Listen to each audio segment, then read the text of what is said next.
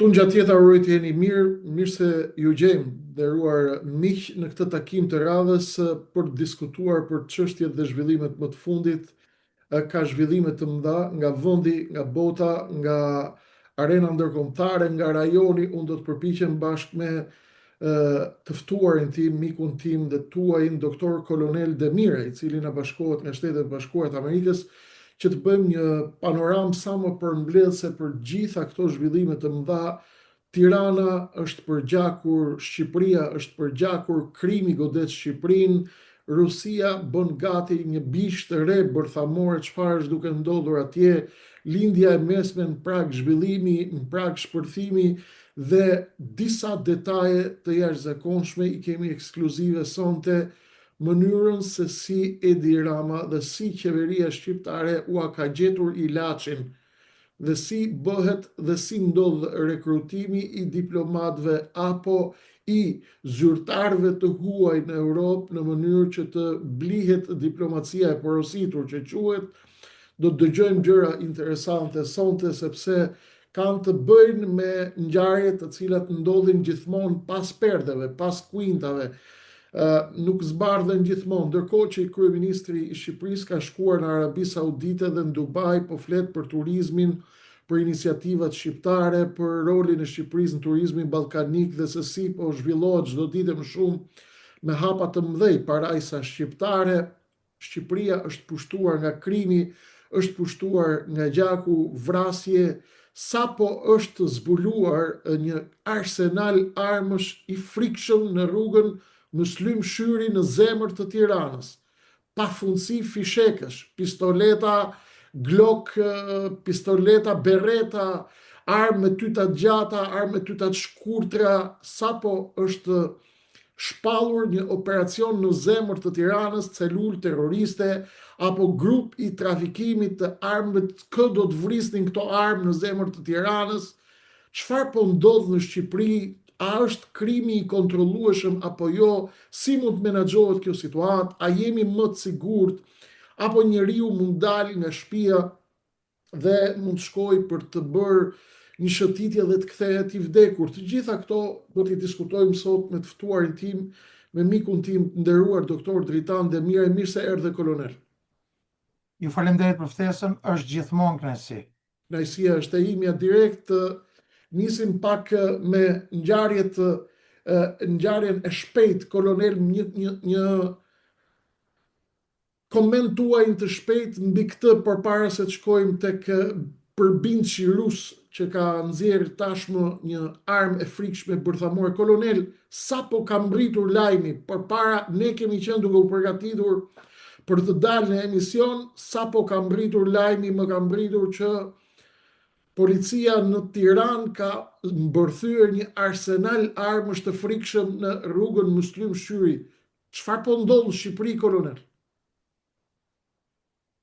Tashmë prej disa vitesh kemi pas denoncime të vazhdueshme të qytetarëve, por edhe të opozitës në lidhje me mungesën e rendit publik, në lidhje me mungesën e kontrollit të territorit dhe në mënyrë të vazhdueshme të denoncimeve të cilat janë bërë me emra, me figura, me grupe, me lidhje me politikën, dhe pikërisht është ky problem në cilën pavarësisht punës që bën një pjesë e madhe e korpusit policisë shtetit, të cilën duhet ta vlerësojmë në mënyrë të veçantë ne si intelektual për gjithë populli shqiptar, ajo që është pasojë e gjithë këtyre ngjarjeve, e gjithë mungesës së rendit publik, e mungesës kontrollit të territorit, është sepse një pjesë e madhe e drejtuesve të policisë shtetit janë të lidhur me krimin e organizuar. Gjë e cila është vërtetuar për gjatë gjithë viteve të fundit, por në mënyrë të veçantë në këto vite të fundit kur kemi parë në media denoncime të personave të lidhur nga përgjimet ndërkombëtare, nga hetimet ndërkombëtare, ku një pjesë e madhe drejtuesve të policisë shtetit i shërbejnë krimit organizuar. Dhe unë këtë nuk e di vetëm thjesht nga përgjimet që kanë dalë, nga përgjimet ndërkombëtare apo nga hetimet, por tashmë një pjesë e madhe e tyre janë edhe objekt i punës së organeve të drejtësisë, prokurisë përgjithshme, SPAK-ut dhe i drejtorive të tjera që merren me hetimin e krimit në Shqipëri. Kolonel, keni qenë ministër i brendshëm dhe pa diskutim i ndiqni dhe i njihni mirë kulisat e krimit, rrjetet kriminale, grupet, trafikantët, mënyra si veprojnë, mënyra se si ecin në terren. A ju duket e natyrshme, kolonel, që në zemër të Tiranës të kapet një arsenal kaq i madh armësh dhe ky është ai që kapet? Sa të tjerë na tregon ky sinjal mund të jenë të pazbuluar dhe të pakapur. Gjithë këto armë, kolonel, a mund të jenë jashtë syve të policisë shtetit, jashtë syve të organeve të inteligjencës? Përndryshe këtu ka diçka e tmerrshme që ndodh. Ku do të shkojnë këto armë? Ku do shkarkohen këto armë? Tek trupat e shqiptarëve. Se ne nuk kemi armiq këtu të brendshëm. A mundet një arsenal armësh i tillë të jetë larg syve të shtetit, kolonel? Në qoftë se po, ç'është fati ynë? Si do të përballemi? Pra do të jetojmë me ndjesinë që jetojmë në Bagdad apo në ku dëgjon në lindjen e mesme apo në një vend tjetër destabilizuar? Si mund ta kontrolloj shteti këtë histori? Absolutisht që shteti, policia e shtetit, duke qenë edhe një ish ministër i brendshëm, duke njohur në mënyrë perfekte strukturat e organizimit drejtorisë përgjithshme, por edhe ministrisë brendshme, më lejo të siguroj ju dhe qytetarët e Shqipërisë që për sa i përket strukturave të policisë së shtetit, sasisë së policisë, pra të numrit të policisë dhe aftësive dhe kapaciteteve të saj për ta luftuar krimin organizuar, i ka të gjitha strukturat, i ka pas të gjitha mbështetjet nga Bashkimi Evropian, nga Shtetet e Bashkuara të Amerikës, edhe investime në fushën e ministrisë e pajisjeve speciale. Problemi që ndron vetëm tek lidhja e policisë, e strukturat policisë shtetit me grupet kriminale, duke qenë se një pjesë e madhe e drejtuesve të saj i që janë aktualisht edhe sot në strukturat e policisë shtetit, të cilat unë i njoh një për një me emra, një për një të gjithë individët, për të cilët në mënyrë të vazhdueshme janë edhe raportuar në mjete, e denoncuar nga opozita në parlament, por edhe nga qytetarët. Ky është problemi më i madh, sepse Shqipërisë nuk i mungon aftësia, pra këto nuk ndodhin nga paaftësia policisë ose nga mungesa e numrit kapacitetit operacional, por vetëm sepse kanë gjetur një pjesë e grupeve kriminale, trafiqeve të drogës, kanë gjetur format dhe metodat, bashkëpunojnë me drejtuesit e saj. Nuk është hiç e rastësishme, është e vazhdueshme, ku shefa policie, shefa rendi, shefat të policisë së trafikut hapin rrugën për të ardhur në Tiranë gjatë fundjavave njerëz me precedent kriminal ose qenia, përdorimi si bodyguard i një pjese të këtyre individëve.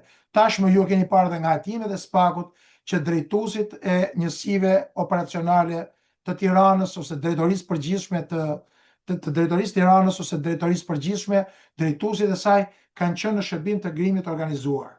Dhe pikërisht ajo zanafilla e fillimit të këtij problemi është që nga koha e Sajmir Tahirit, kur të gjithë personat të cilët drejtonin 12 qarqet dhe 61 shefat e komisariateve dhe pastaj në nivelet e 2-ta, 3-ta, 4-ta, shefat e rendit, shefat e rendit, shefat e policisë kriminale dhe deri tek inspektorët në terren, të gjithë u përfshin në trafikun e drogës, filluan të përfitojnë sasi të mëdha financiare dhe pastaj pavarësisht tentativave falso të kryeministrit Rama dhe të ministrave të tjerë, antarët e cilëve, pjesëtarët e familjes të cilëve, por edhe ministrat e tjerë të brendshëm që kanë ardhur mbrapa, që kanë qenë të përfshirë drejt për drejt nëpërmjet miqësive, nëpërmjet bashkëpunimit me strukturat e tjera kriminale. Dhe pikërisht është kjo përhapje e drogës, është ky përfitim para, ky transport parash droge, i cili nga Shqipëria, nga kanabis, u zhvendos në nivele strategjike, u transformua në trafiqe kokaine, heroine, me përfshirjen e grupeve shqiptare ose marren përsipër të aktiviteteve që nga Milano, Parisi, Londra, Brukseli, në deri në Amerikën, në Shtetet e Bashkuara të Amerikës dhe lidhjet e tyre të mëdha me vendet e Amerikës Latine dhe Jugore. Kolonel, vetëm në 48 orët e fundit Shqipëri janë ekzekutuar 3 shqiptarë. Armë për te tyre, pastaj ka shpërthime, tritol në Shkodër, plagosje, sapo u zbulua arsenalin në unë zemër Tiranës, mundet t'i çojmë edhe në Ukrainë, aq shumë armë kishte, e fishek. Kolonel, njerëzit e thjesht, si puna jonë, si puna e çdo qytetari që ecën, çfarë mesazhi kemi për ta? A kanë mundësi këta të jetojnë gjithkohës në panik? A ka rrezik për ta? Çfarë të bëjnë? Si të ruhen? Apo thjesht jemi në dorë të Zotit? Jetojmë në dorë të fatit? Zotnia kryeministri ka shku në Dubai, po flet për parajsën në Shqipëri, këtu kapet arsenal dhe vdesin 3-4 veta bilans lufte. A ka ndonjë mesazh për qytetarët e thjesht, kolonel, me gjuhë të shkoduar, ç'duan kaq shumë armë në grup, në dorë të grupeve kriminale, sa të rrezikuar janë qytetarët, kolonel? Qytetarët patjetër që janë të rrezikuar, por qytetarët e kanë pas në dorë fatin e tyre.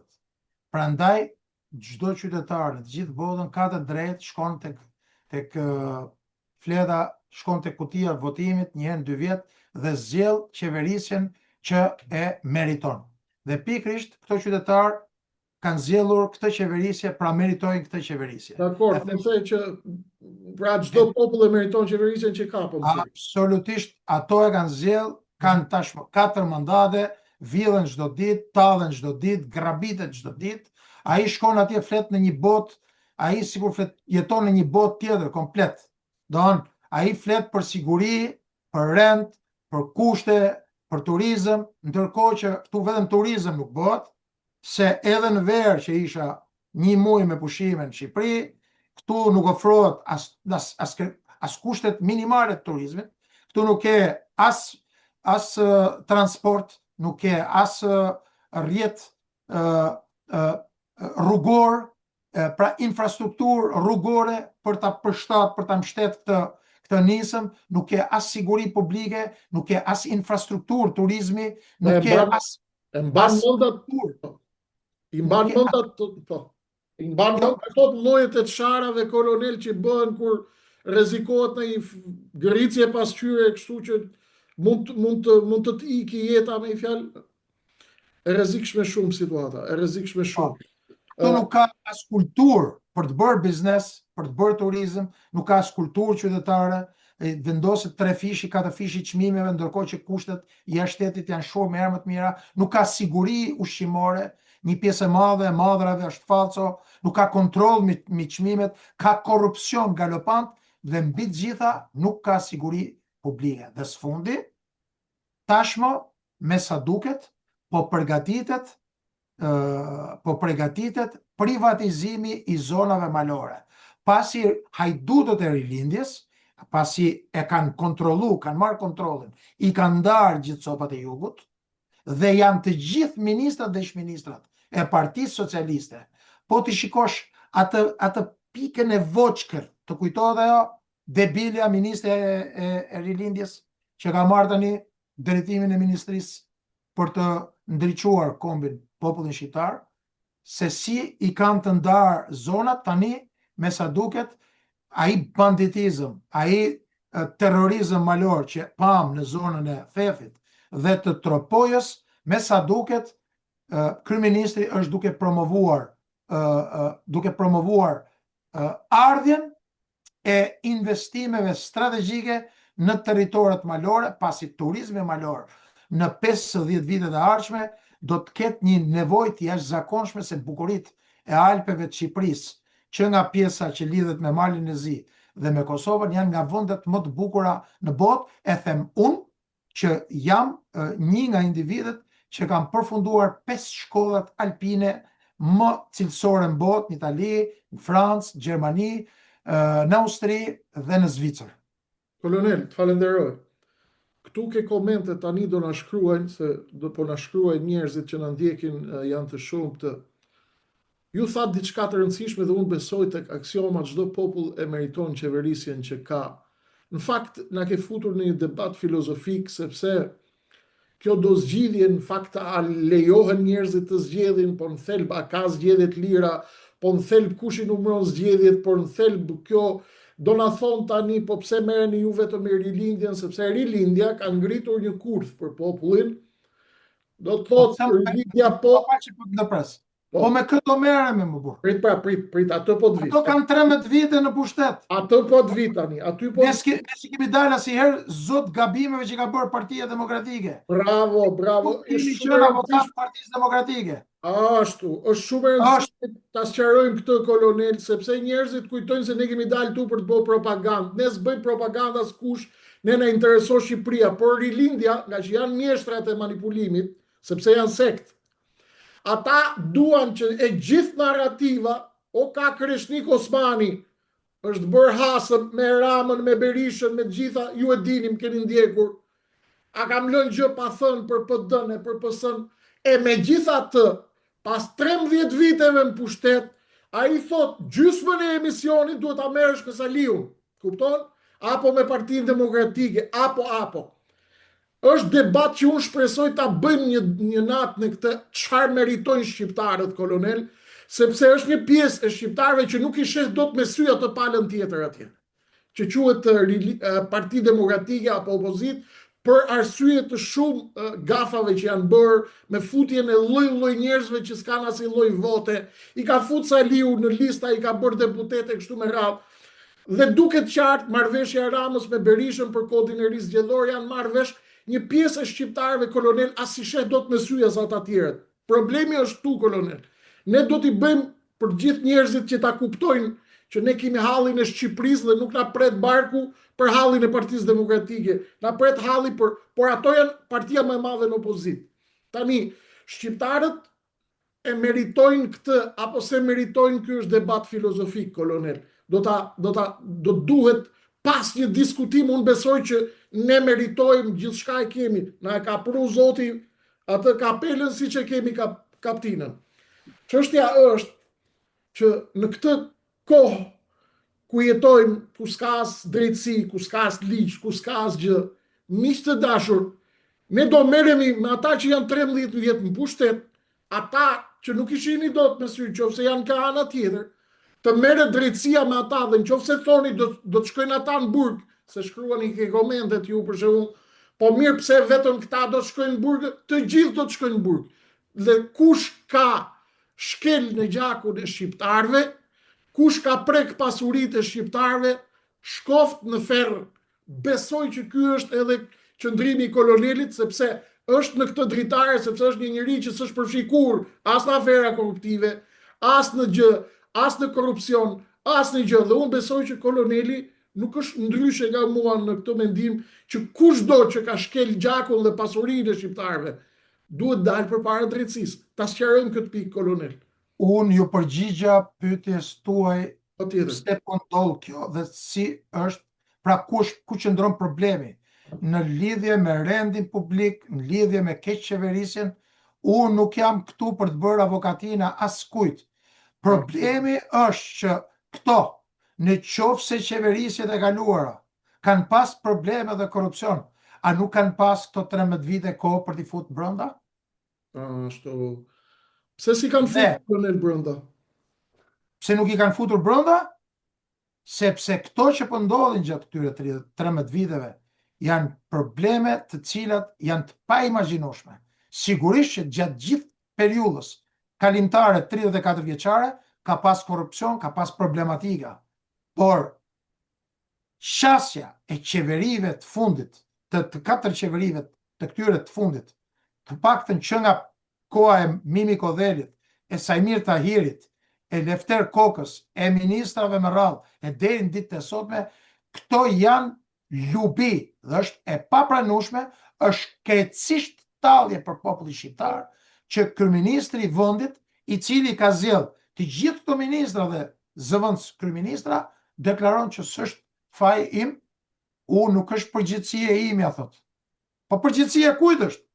Kur ti zgjell në kabinetet qeveritare drejtorat përgjithshëm përfshirë me krimin organizuar, drejtorat përgjithshëm, nuk flas vetëm për policinë, flas për të gjitha strukturat, njerëz të lidhur me krimin, deputet të cilët zgjedhen nga krimi organizuar, nga Bajrat në Shkodër, deputetët e PS-s në Shkodër mbështeten nga krimi organizuar, në Elbasan, në Fier, në Durrës, në kush është përgjegjës për këtë? Dhe në këtë këndvështrim unë e kisha. Briti.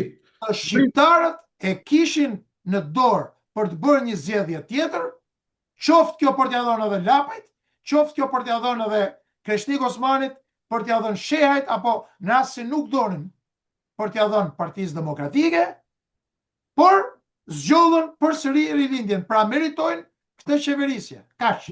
Briti kolonel, miq të dashur, ju që jeni të shopt, ju që jeni të futur, ju që jeni me mision, ju që jeni me detyrë. Ju shpjegojmë, nuk merremi me atë që ka ndodhur para 20 viteve përveç se në raportin e drejtësisë me të. Do të merremi me problematikën tani. Dhe u tha koloneli, në qoftë se ju nuk ju pëlqen dikush atje, nuk ju pëlqen Saliu, nuk ju pëlqen Ilir Meta, nuk ju pëlqen, i kishit alternativat aty dhe vazhdojnë të jenë aty. Flasin për natë, qiren për natë, ulërisin çdo natë dhe në vend që dilni dhe t'i mbështesni, thoni fajin e ka Saliu apo fajin e ka PD-ja. Kjo tregon miqtë e mi të dashur të futur e papranueshme. Që ju jeni kokrat e mashtruesve, ju të cilët ngrini këto teza dhe duke u fshehur pas Saliut apo pas disa figurave të urryera brenda Partisë Demokratike, përpiqeni të ruani status quo dhe të lini rilindjen dhe sektin e Edi Ramës në pushtet. Kjo lojë nuk ecën më, kjo lojë ka skaduar dhe kjo lojë do demaskohet. Kam përfunduar, ndaj mos u lodhni të shkruani poshtë, por rilindja po Saliu, të gjithë le të shkojnë në ferr ku ka drejtësi, nëse ka spak ka drejtësi, shkofshin në ferr kush ka prek pasurinë e shqiptarëve, jetët e shqiptarëve. Por kurthi që përpiqeni të ndërtoni për të hutuar njerëzit te komentet, që pse nuk merreni ju me Saliu në re apo me PD në re, PD-ja ka hik në TS-mës ka 13 vjet. Ju kishit gjithë ato alternativa dhe i lat në mes të rrugës, sepse jeni kokrat e mashtruesve, sepse jeni të futur dhe jeni të shitur për të bërë pikërisht këtë propagandë. Shqipëria nuk ka vdek, Shqipëria ka burrat ndershëm, ka gratë ndershme, zotnia atje është Amerikë, edhe sepse nuk jeton dot këtu, edhe unë nuk kam fuqi të jetoj këtu, nesër do të largohem nga këtu, sepse i përzeni ju zhurmuesit të cilët përpiqeni të ndërtoni. Ky blof nuk ecën më. Fajin e ka Saliu, e ka PD-ja, e ka opozita, kur keni 13 vjet në pushtetin e një sekti të kokainës, nuk ecën më. Sa herë Saliu flirton me Ramën dhe bën pisliqen e do ta themi për natë, por mos ndërtoni këtë kurth, sepse ky është një mashtrim i madh, të cilin nuk do t'ju lejojmë që ta shisni në popull dhe ta marketoni. Ky është një kurs i sponsorizuar nga sekti në pushtet për të thënë që nuk ka alternativë tjetër, sepse Saliu është i keq, sepse PD-ja është e keqe, sepse Kreshnik Osmani është i keq, sepse Dritan Demiraj është i shit, sepse Kreshnik Osmani është i shit, sepse të gjithë janë të shitur, do me thënë çfarë? Të rri me kartelin e kokainës që komandon Shqipërinë dhe kjo nuk ecën më. Kuptoni? Kjo narrativ nuk ecën më. Falenderoj kolonel që ma dhe mundësinë që ta bëjmë këtë shpjegim. Të dalim pak, të shkojmë tek Qameti i madh për jashtë, sepse jemi pjesë e kësaj bote e cila sot mund të shpërthej nga minuti në minutë. Një raket e re apo një armë e re jashtëzakonshme bërthamore është nxjerrë dhe është publikuar nga Vladimir Putini, ka deklaruar se ka bërë një test të suksesshëm të nëndetëses bërthamore të fuqizuar me energji bërthamore, Poseidon, një armë që sipas tij të i kalon ndjeshëm edhe raketën balestike interkontinentale Sarmat. Poseidon i njohur gjithashtu me emrin projekt Status 6 Canyon. Është një torpedo autonome e fuqizuar me energji bërthamore, e aftë të operojë në thellësi të detit, duke shmangur sistemet mbrojtëse të raketave dhe duke goditur qytetet bregdetare me efekt katastrofik. Ç'është kjo armë e re që po i nxjerr Putini ditë pas dite nga një kolonel? Ky Nuk njeri është a është duke kërcënuar Amerikën dhe botën, apo po na jep gjithë mesazh, apo ka përvesh mëngët edhe ka vendos me i vënd flakën dynjas? Si e shikon këtë? Spari nuk është armë e re, është një armë të paktën të cilën në vitin 2022 në librin tim Strategjia ushtarake e Federatës Ruse, tek kapitulli i armëve strategjike, e kam analizuar në detaje. Ke Së qenë bashku gjithmonë me 10 hapa para, të falenderoj, por ju referova 3 se tani ka dalë në shtypje. së bashku për gjithë ata që bëjnë komente ku i din ky, ku i din ai, le të shikojnë se çfarë kanë botuar 5-6 vite përpara dhe t'i krahasojnë me gjithë botimet e tjera në rast se ka ndonjë tjetër të bërë. Kemi mbyll të histori, ku i Të dini dyti. ku i dini ju, i kemi mbyll këto, kush? Jo, po shpesh me që po m'jepet mundësia sot për ta dhënë këtë mesazh, po jap se shpesh herë, në fakt u bën 5-6 vite që parashikojmë gjëra që nuk imagjinoheshin në nivel gati pothuajse 99%. 4-5 vite kemi thënë fjalë për fjalë.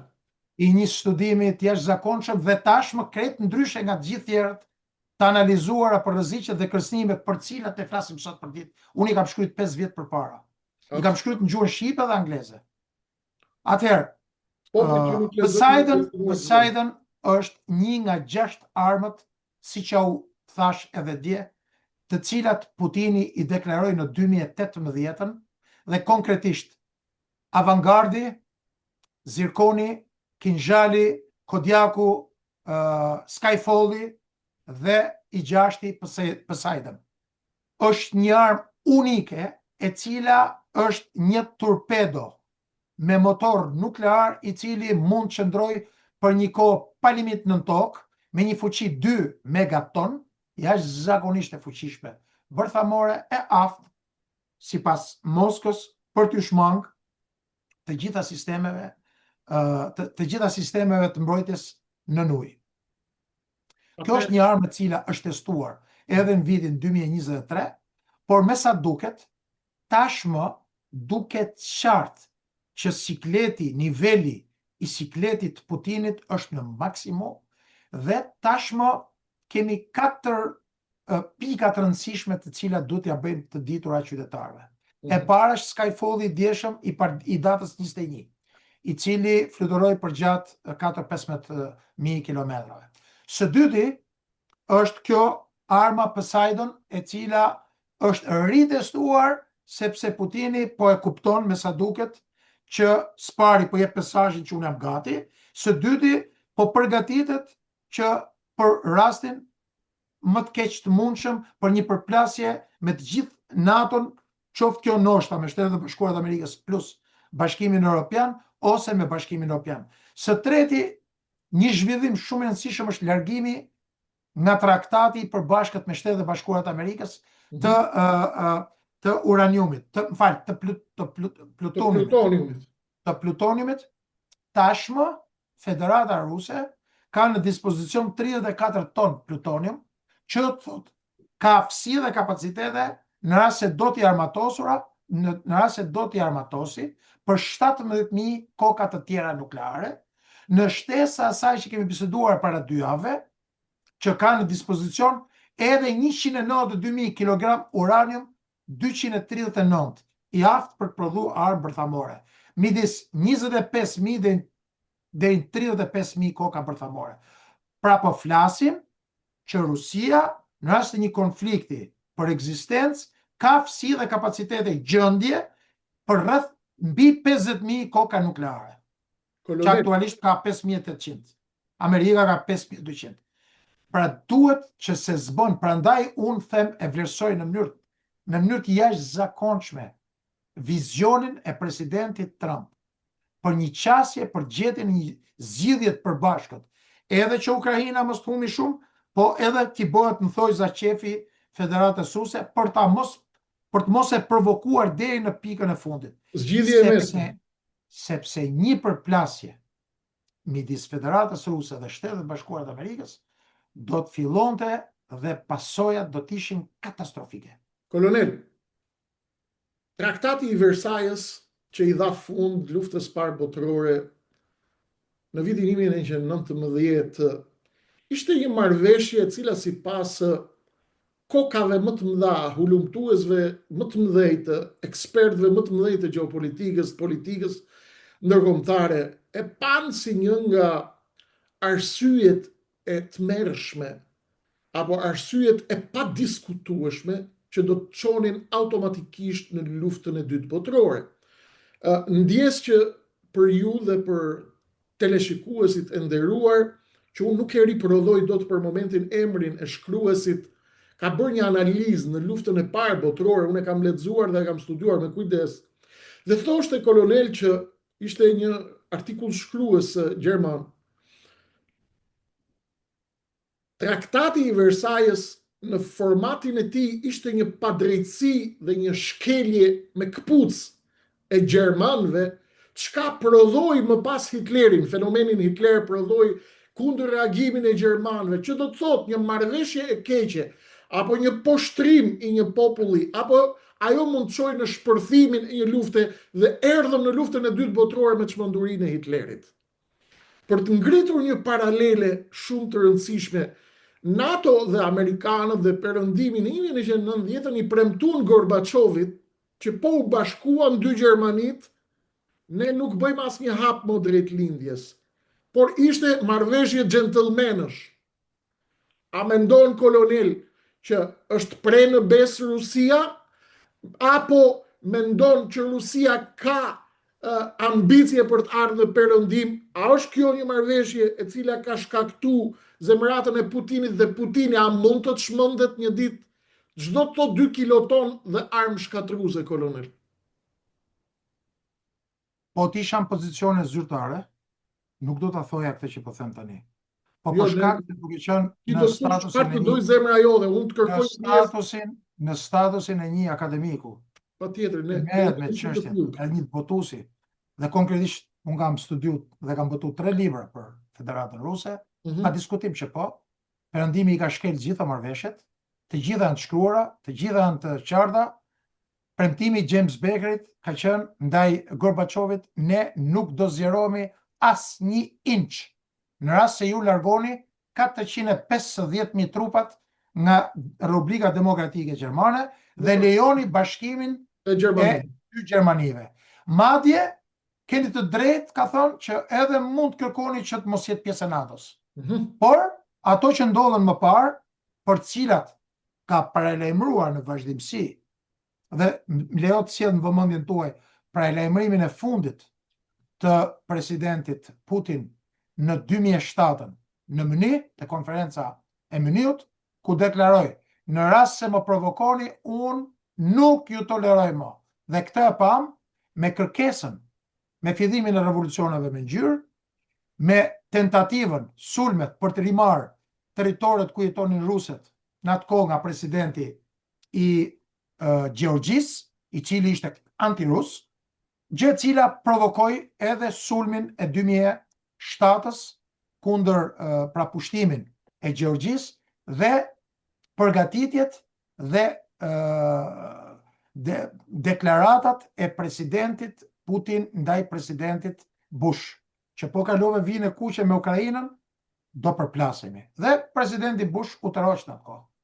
Kolonel, lufta filloi në samitin e Bukureshtit në 2008, kur shkuan dhe morën vendim që NATO të shkojnë në Ukrainë, apo të fusin Ukrainën në NATO. Sigurisht atëherë filloi lufta, pothuajse ju shpall lufta.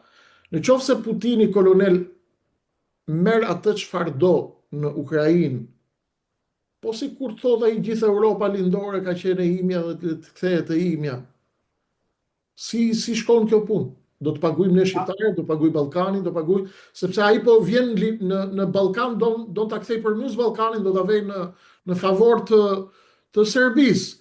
Sigurisht ne nuk na merr njëri në llogari kur bëhen paktet e mëdha. A rrezikojmë, kolonel?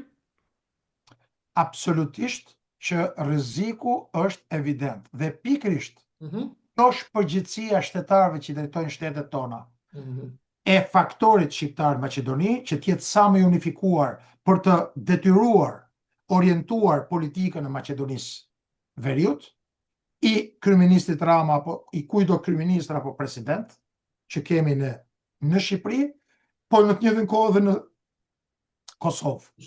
Së bashku për krijimin e aleancave të përbashkëta, spari për faktorin shqiptar dhe së dyti me vende të cilat na puqet kemi të njëjtin orientim strategjik, siç është Kroacia, Slovenia, Malizi, pra orientim pro-amerikan, pro-perëndimor.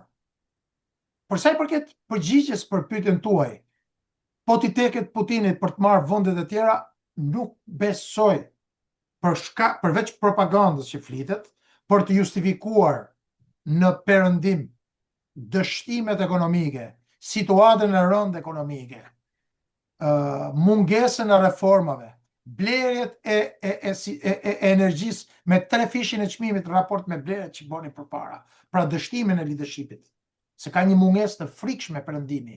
A do të vazhdoj të ngul këmbë ta destabilizoj Ballkanin edhe nëse merr ato çfarë don Ukrainë kolonial? Absolutisht jo, absolutisht jo. Absolutisht jo, për të vetmen arsye sepse do të tentoj apo nuk do të mundet? Nuk do të mundet. Nuk do të mundet. Në rast se do të zgjidhë këtë çështje presidenti Putin, në rast se do marrë atë çka ka ai plan, pra një Ukrainë neutrale, që nuk do t'ja japi Bashkimi Evropian. Trumpi shumë qartazi, edhe sekretari Rubio, me shumë integritet, me shumë largpamësi, ka thënë, ajo çka është humbur është humbur. Të kujtohen deklaratat e Pete Hegseth para 2 muajve që tha, është e pamundur tha për t'i rimarrë këto territore. Sigurisht që këto deklarata ndryshojnë në bazë të qasjes dhe të ritmit të përplasjeve diplomatike. Por presidenti Trump, për hir vërtetës, ka qenë presidenti më largpamës dhe më i sinqert në raport me situatën aktuale. Dhe raportet e fundit të para 3 ditëve të publikuara në vende neutrale e pasqyrojnë me shumë vërtetësi dhe realizëm sasinë e humjes së forcave edhe të Federatës Ruse edhe të Ukrainës. Dhe unë nuk e shoh as pak profesionale deklaratat e sekretarit përgjithshëm që thotë Rusia s'është asgjë. Është sa një Texas. Sekretari i përgjithshëm i NATO-s, i cili është përgjegjësi për politikën e ndjekur nga NATO-ja, e krahason Federatën Ruse me Texasin, me fushinë e Texasit. Sigurisht ajo ka pasur ekonomia e Texasit, por flas me pushtetin e ushtrisë. Ti mund të krahasosh ti Texasin me një vend që ka kapacitetin dhe aftësitë nukleare më të mëdha në botë. Më vjen keq. Kto nuk po ja dalin gjithë Europa bashkë. Nuk po ja dalin dot. E gjithë Europa nuk po arrin ta furnizojnë Ukrainën. Janë të paaftë ta furnizojnë Ukrainën me sasinë e forcave dhe mjeteve për të shkatëruar ushtrinë kriminale të Putinit.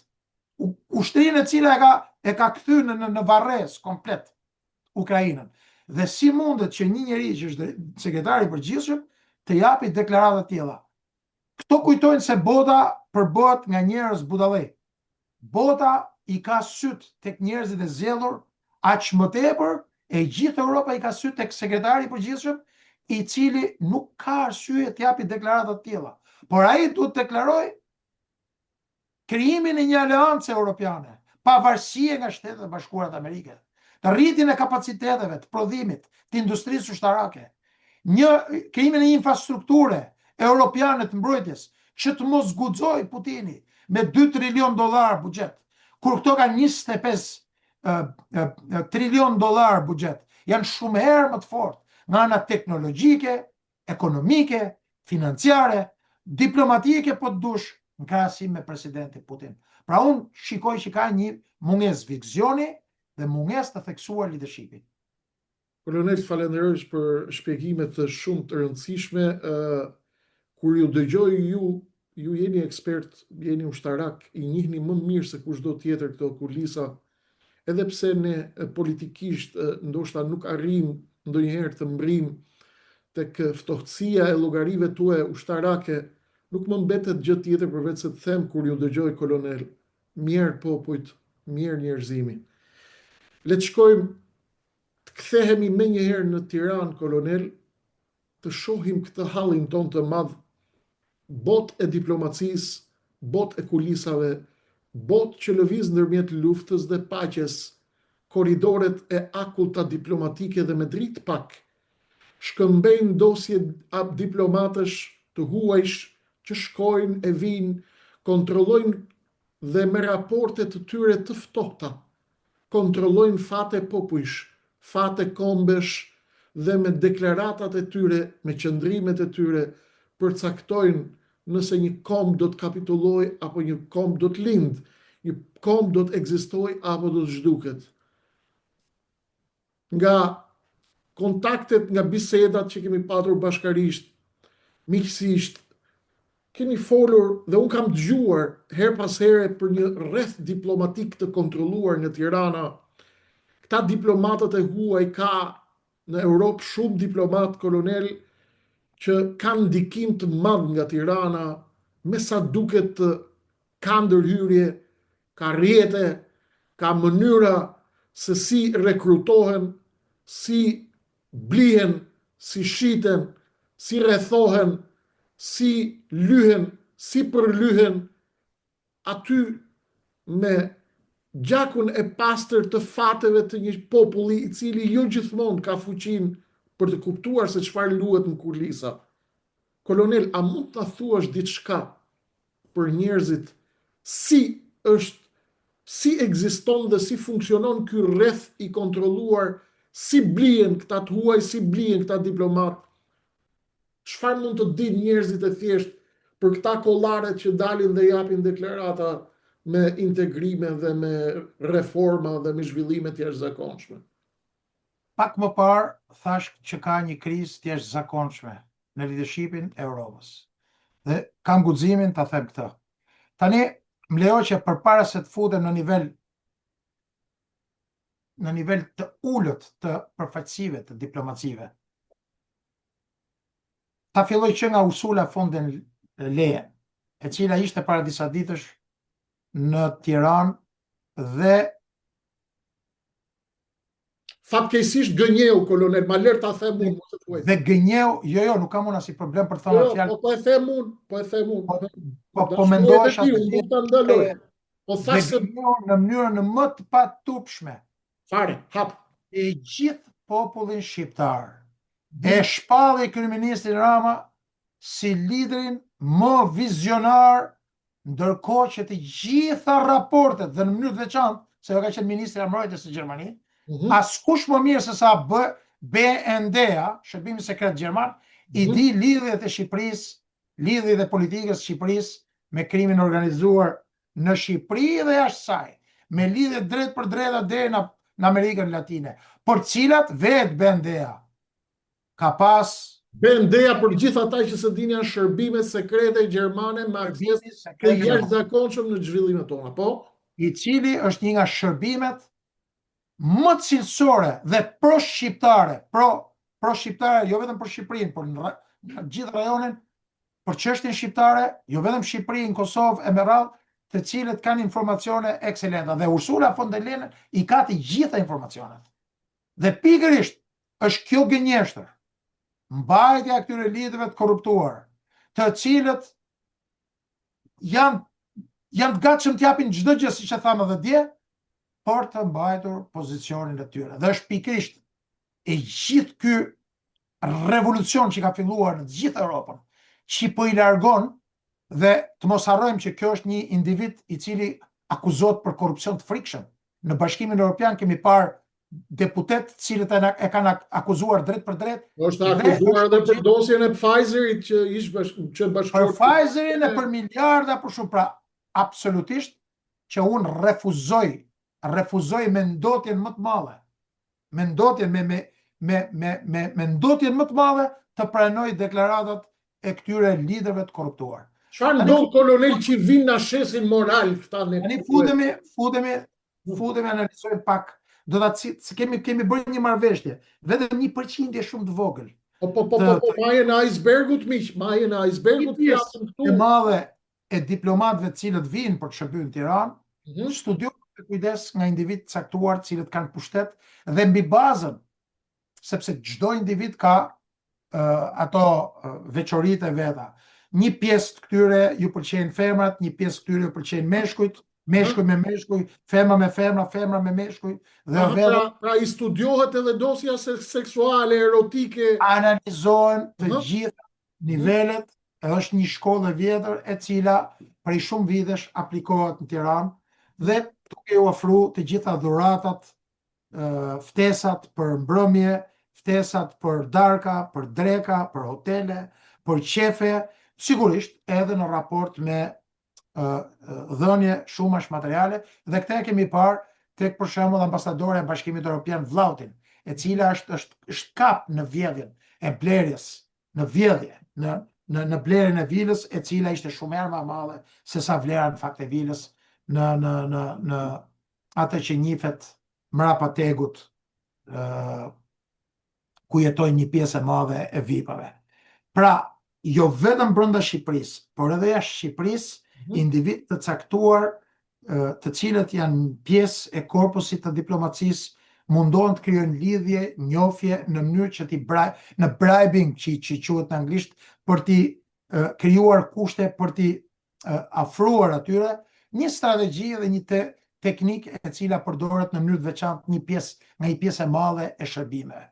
Dhe pikërisht është ky aktivitet, i cili nuk është as pak i fshet, dhe përsëri unë jam i detyruar, Kreshnik, të deklaroj që këto i ka deklaruar në parlament në mënyrë të vazhdueshme opozita, drejtuesit e saj, deputetët e saj, por edhe shehaj edhe individ tjerë të cilët kanë qenë pjesë e opozitës sotme. Dhe nuk duhet kemi turp të themi për disa gjëra të vërteta të cilat janë thënë.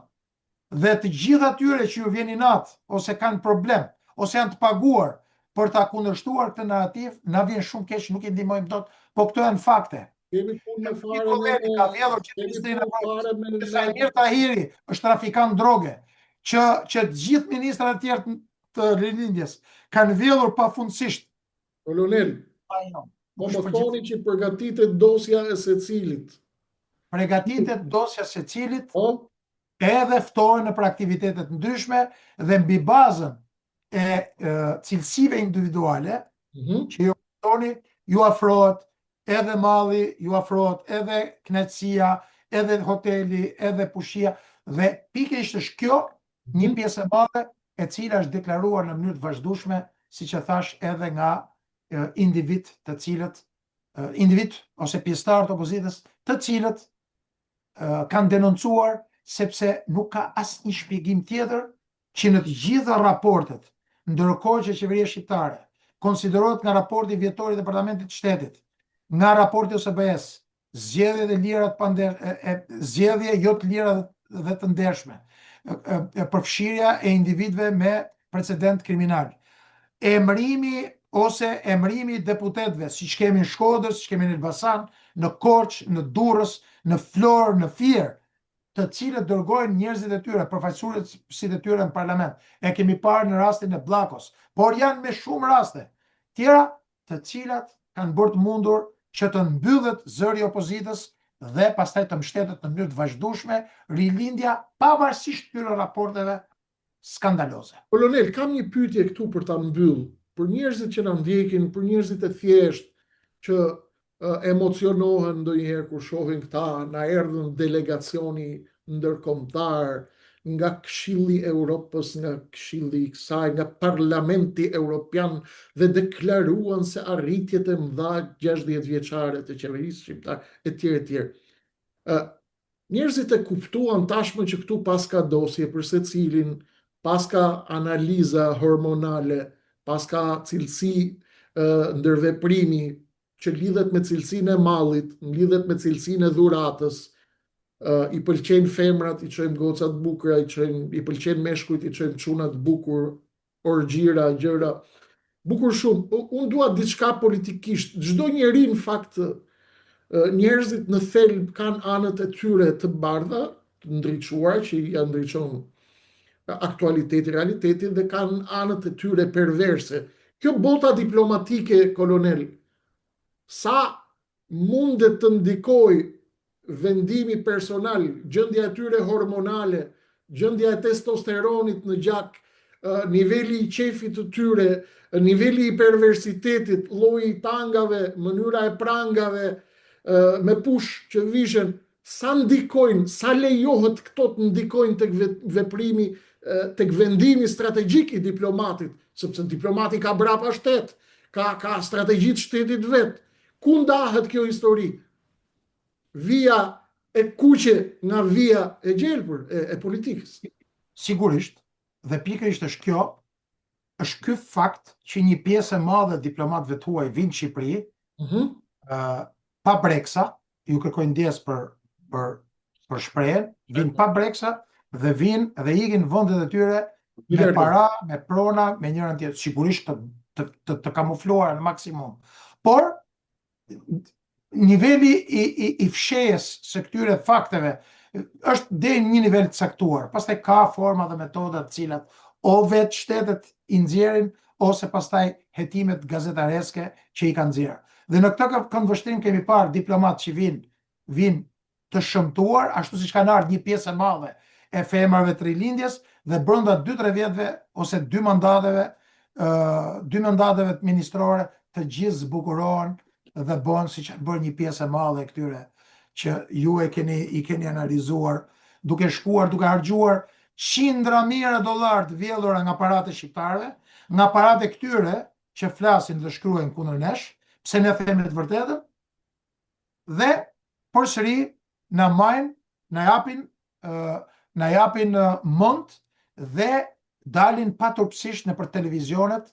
Ju kujtohet ajo deklarata e Ballukut që i thoshte këtij Klevis Balliut, ti je i bukur e bukuroshje, ju kujtohet? Ndërkohë që ju kujtohet si ka hyrë në politik, edhe si do dali tani nga politika, apo dhe disa femra të tjera të cilat fotografoheshin përballë kazanave të plerave dhe sot dalin nëpër kryeqytetet e Europës si mendje të ndritura. Në fakt, kolonel, një pjesë e rilindjes mendon që ka superioritet hormonal dhe erotik edhe ndaj pjesës. Pra, rilindja beson që ka edhe jo vetëm supermaci intelektuale, por ka dhe supermaci erotike, supermaci diplomatike, politike. Ndaj, ky është një temë që do të hynim në detajet e psikoanalizës, ndoshta e bëjmë një herë tjetër. Unë të falenderoj për kohën e çmuar, kolonel, për informacionet shumë të rëndësishme që i solle dhe i rezervove për ne sot.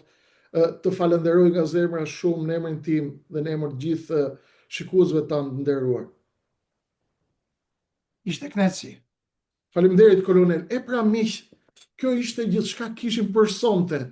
Ju kur shihni lajmet, kur shihni këta ndërkombëtarët, kur shihni këta kollaret, këto kostumet, këta të huajt, këto perëndimorët, këta intelektualët e mëdhej, këta demokracia me lirim, përpiquni të kuptoni që ata janë njerëz si puna juaj. E rëndësishme është të shikoni anët e errta dhe anën e bardhë të lirisë, të demokracisë, të qytetërimit, sepse duhet të kuftoni që të vetmit të cilët mund të shpëtojnë vetet e tyre jeni ju. Dhe kjo nuk mund të arrihet përveç se duke rritur nivelin e vetëdijësimit, nivelin e proceseve të menduarit, duke i kuptuar gjërat ashtu siç janë, në thelbin e tyre, duke kuptuar kulisat, duke kuptuar intrigat, duke kuptuar të zezat dhe të pistat e kësaj bote. Unë e di që ju nuk i prisni të mësoni gjitha nga ne. Ne mësojmë prej jush, ju mësoni prej nesh, ne mësojmë prej njëri tjetrit, por sfida më e madhe është vetëdijësimi i kombit shqiptar dhe ky është misioni ynë. Ne nuk sjellim lajme, ne sjellim një tentativë agresive për të zgjuar me elektroshok proceset e të menduarit, largimin e mjegullës dhe të infiltrimit i cili është aty prezent, hedh bomba dhe mina me sahat për të hedhur në erë çdo lloj narrative e cila ka për synim të zgjojë shqiptarët. Ju e keni në dorë të ardhmen tuaj, fatin tuaj, as ndërkombëtarët, as tuajt, as Rama, as Berisha, as Krishnik Osmani, as kolonel Demir, e keni ju. Dhe kjo fillon duke menduar sakt, duke ndjerë sakt, duke refuzuar të pistën dhe të keqen. Alternativa ka plot. Besoni fuqimisht tek vetja juaj. Kush beson në Zot është akoma më i fuqishëm sipas mendimit tim. Beso ke vetja jote, merr vendimet, ndryshoni, mendoni, mos lejoni t'ju shkatërrojnë, sepse kjo është e vetmja mënyrë për shpëtim, me optimizëm, me dashuri për vendin, për atë për familjet tuaja. Do t'ja dalim të gjithë bashkë në këtë betejë të vështirë, duke qerrë maskat dhe duke qerrë çdo lloj perde e cila vendoset mes jush dhe realitetit. Për ndryshe, fundi është ekzekutimi jonë si komb shumë shpejt dhe një jetë në tmerr, në maks, në frikë dhe në pasiguri për të nesërmen, nga tyrë lloj lajmesh dhe ngjarjesh të llaktarshme që na sulmojnë nga vendi, rajoni dhe bota. Kaq kisha për sot, ju falenderoj nga zemra për vëmendjen, për orët tuaja, për minutat që i vinin në dispozicion, për vëmendjen tuaj. Lajme të tjera të mëdha do të ketë në vijim, por ju e dini, ato vijojnë në numrin e ardhshëm. Natë në mirë për sonte.